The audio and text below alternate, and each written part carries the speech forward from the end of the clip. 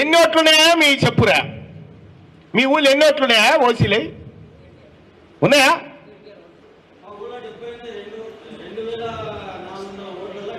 2400 ఓట్లల్లో already 70 ఓట్లు. మన ఎన్ని ఉన్నాయి? వార్డు మెంబర్ అయినా గెలుస్తాడా? కాదు, నేను ఏమంటున్నా, వాళ్ళ ఓట్లు వాళ్ళు వేసుకుంటే వార్డు మెంబర్ అయినా గెలుస్తారా? గతంలో మన నాయకులు ఉండే బీసీ నాయకులు 30-40 ఏళ్ళు బట్టి మనల్ని ఇట్లా ఒడిపెట్టి అమ్ముకొచ్చారు. పడితే అన్నే ఏ అంగట్లో దొరికితే అంగట్లో అమ్ముకొచ్చారు. మనలా బీసీ ఉద్యమాన్ని నమ్ముకొచ్చారు, బీసీలను నమ్ముకొచ్చారు. ఎవరికి దోష పని వాడు చేసుకుంటూ వెళ్ళిపోయాడు. ఇలా అందరు పదవుల కోసం పాకులాడుతూ ఉంటారు. ఒక పదవి వస్తే చాలు, ఒకటి ఇది వస్తే చాలని. ఇలా తీన్మార్ మల్లన్న ఎమ్మెల్సీ పదవి వస్తే ఈ పదవిని మీకు పక్కన వారేసి నాకు నా బీసీలు కావాలి, నా బిడ్డల బతుకులు మారాలని తిరుగుతా ఉన్నాడు తీన్మార్ మల్లన్న. ఇలా అసెంబ్లీలో చూడ్రి, తీన్మార్ మల్లన్న మాట్లాడుతుంటే కుక్కిన పేర్లక కూర్చుంటారు. 40 మంది కూర్చుంటే ఒక్కడు కుయ్యకుమారుడు, ఒక్కడు మండలిలో కుయ్యకుమారుడు తీన్మార్ మల్లన్న కూర్చుంటే మరి ఒక్క మల్లన్న ఉంటే సరిపోతుందా? ఈ జైరాబాద్ నుంచి ఇంకో బీసీ బిడ్డను తోలాల్సిన బాధ్యత మనకు లేదా అని చెప్పి నేను తెలియజేస్తా ఉన్నా. మీరు రాసి పెట్టుకోండి. నేను హెచ్చరిస్తా ఉన్నా అగ్రవర్ణ పార్టీలకు, అరే మీ పార్టీలు ఎప్పటికైనా మాకు కిరాయిన్లే, మీ పార్టీలు ఎప్పటికైనా మాకు కిరాయిన్లే.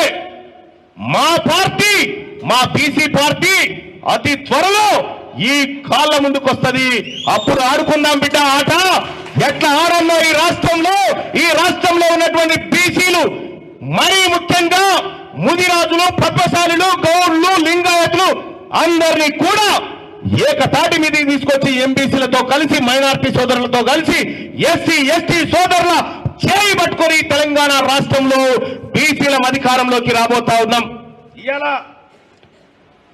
2025, వచ్చే ఏడాది 26, ఆ తర్వాత 27, 2028లో బీసీ ముఖ్యమంత్రి తెలంగాణ రాష్ట్రానికి ఉంటాడు.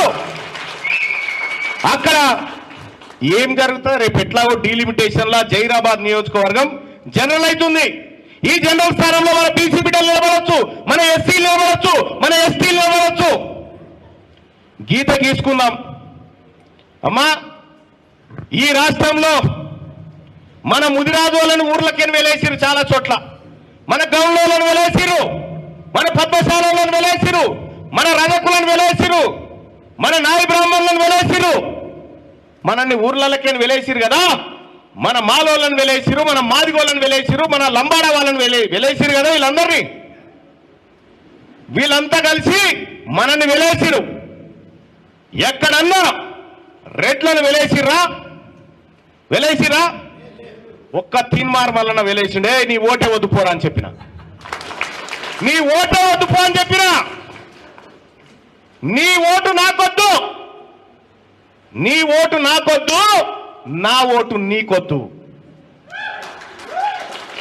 నీ ఓటు నాకొద్దు, నా ఓటు నీకొద్దు.